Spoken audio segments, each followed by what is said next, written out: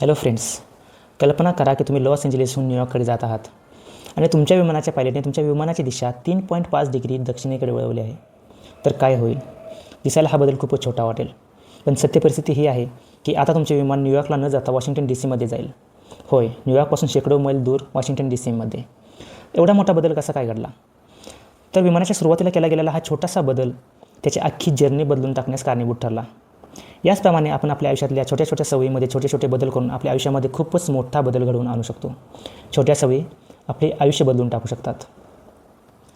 ज्याप्रमाणे चक्रवाढ व्याजामध्ये पैसे मल्टिप्लाय होतात, त्याचप्रमाणे आपण आपल्या सवयी रोजच्या रोज रिपीट केल्यास त्याच्यामध्ये सुद्धा वाढ होते.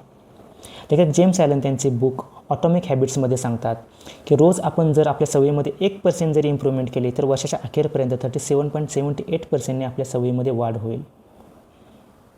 छोट्या सवयी या वृक्षाच्या बीजाप्रमाणे असतात. जितक्या आपण सवयी रिपीट करू तितका त्यांचा विस्तार वाढत जातो आणि भविष्यामध्ये आपल्याला खूपच मोठे रिझल्ट्स दिसू शकतात.